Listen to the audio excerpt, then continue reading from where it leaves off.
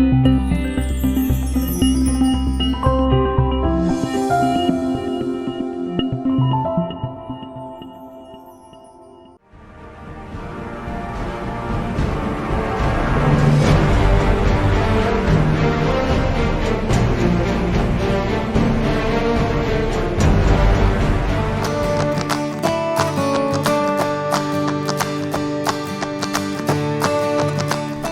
morning, children.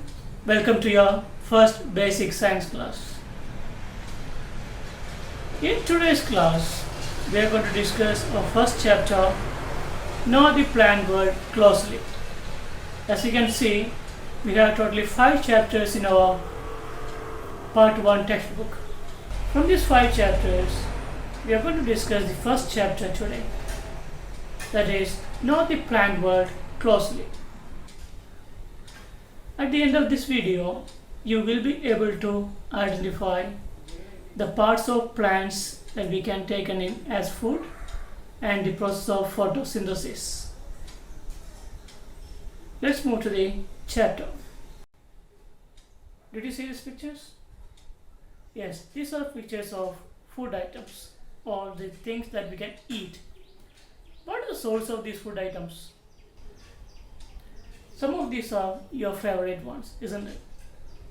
So our question is, what is the source of these food items? From where we are getting these food items? Your answer will be plants, isn't it? So when we see these food items, some of them are roots of the plant, then stem, leaf, flower, seeds, isn't it? Or fruits. There are different parts of plants, isn't it? In this chapter, we are going to see different parts of plants and how we are using those parts in our food. Now let's see another list of items. In this list, what are the things you can see? You can see cloves, then you can see pepper. What is the purpose of these food items given here? Or what is the purpose of these plants part given here?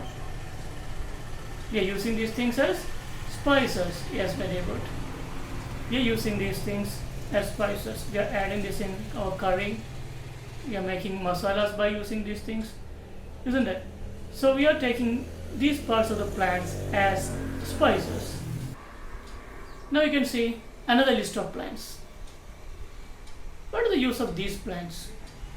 You can see adathoda, hibiscus, panikuka, tulsi, kurundoti, isn't it? These things are very common in our neighborhood, or maybe in your garden or in your surroundings. You can see these plants. For what purpose we are using these plants? Are we using it for food? No, isn't it? These are used as medicines. So these plants, or these parts of the plants, we are using as medicines. So there are many uses of plants, isn't there? Some plants we are using as food. We can use as spice, isn't it? We can use as medicine. So there are many uses. Now, when we are using plants as foods, we are getting energy, right? But how these plants are preparing food? Plants also have to prepare food, or they also have to get food, right? We are preparing, we are cooking in our kitchen, or your mother is cooking, or someone is cooking in your home. Isn't it? You're going and eating it and you're getting energy, you're becoming strong. But how these plants are cooking food? Can you see any kitchen in the plants? You can go and observe a plant closely. Is there any kitchen in the plant, or are they cooking by using vessels? No, right? Isn't it? Okay, so how they are cooking the food? Which part is known as the kitchen of a plant? That you may know. Maybe you have learned in your class 3 or 4, isn't it? Yes, leaf. Leaves are known as the kitchen of a plant. Then how leaves are cooking food? How leaves are cooking food, or how plants are producing food? That's what we are going to check now. Look at this plant. You can see this plant is having leaves, stem, root different parts of them, isn't it? Now we are going to check how plants are cooking food. What this plant is doing, plant will get enough sunlight from the sun. Plant is getting sunlight from the sun, isn't it? Do they have any gas connection or stove or electric cooker? No. They will use the energy from the sun, heat energy from the sun. So that energy will fall to the plant, isn't it? So plants will get the sunlight. Plants will use that energy to prepare food. Then what they are using? Then they will need water, isn't it? From where they will get the water? They will absorb water from the soil. Okay, so while preparing food, what plants are doing is they will absorb energy from the sunlight. So sunlight is the. Then they will absorb water from the soil. With water, they will absorb minerals also.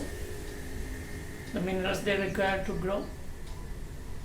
So three things are there now, right? Sunlight, water, and minerals.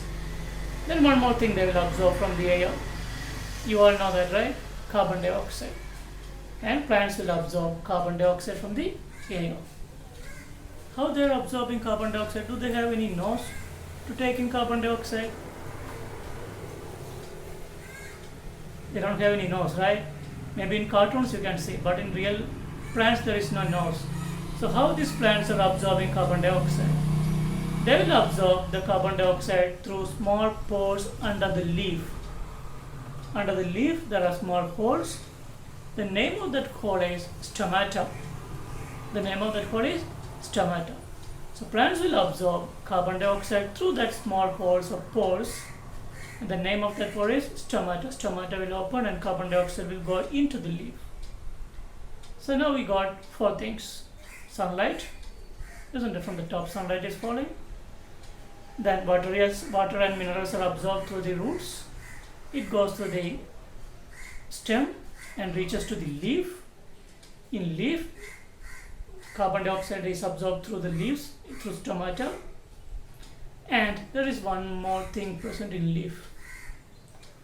That is a green color substance, green color pigment. The name of that pigment is chlorophyll. The name of that pigment is chlorophyll. So now what are the things we have seen? Sunlight, water, minerals, isn't it? Then carbon dioxide, now chlorophyll. We got all these things. Now plant will start preparing food. What plant will do is, these water, minerals, carbon dioxide, sunlight all together, it will produce two things. One is glucose, other one is oxygen. Glucose and oxygen. This glucose plant will use for its growth and other purposes. And oxygen will come out. So that's why we are saying plants are good, plant more trees. In environment they also, many of you have made a poster like plant more trees, right? And you have planted also. I have seen some pictures of you. Why we are doing that? Because plants are releasing oxygen. Plants are absorbing carbon dioxide and releasing oxygen during photosynthesis. But don't confuse. During respiration, plants will absorb oxygen and release carbon dioxide. That is very less compared to the photosynthesis process. So what this plant is doing is, it is absorbing sunlight, it is absorbing water, minerals, carbon dioxide, and it is using in the presence of chlorophyll, it is making glucose and oxygen. This process of making food or synthesizing food in the presence of sunlight in plants is known as photosynthesis. This process is known as photosynthesis. In the process of photosynthesis, plants will absorb sunlight, water, minerals, and in the presence of chlorophyll, and it will absorb carbon dioxide, and it will produce glucose and oxygen.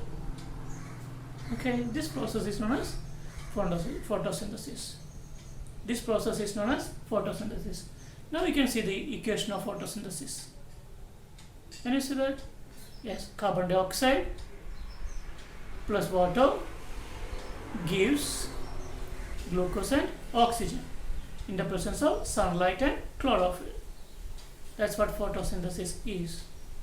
So plants prepare food in the presence of sunlight and chlorophyll.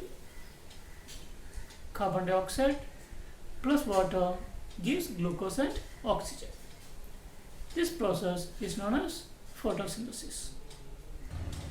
So this process of making food in plants in the presence of sunlight and chlorophyll is known as photosynthesis. Okay. Now we have discussed two things, isn't it? One is use of plant as food. Other one is how plants are preparing food, that is photosynthesis. Today I am going to give you one small activity which you have to write in your notebook. You have to make a list of plants that we are using as food.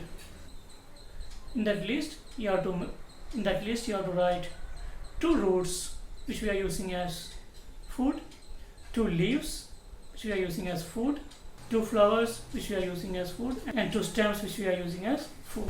Do this activity before your live class, and we will discuss about this activity and this word chapter again. All the things we have discussed, we will discuss in our live class also again. If you have any doubts, you can ask me. That's all for today. Thank you. Have a nice day.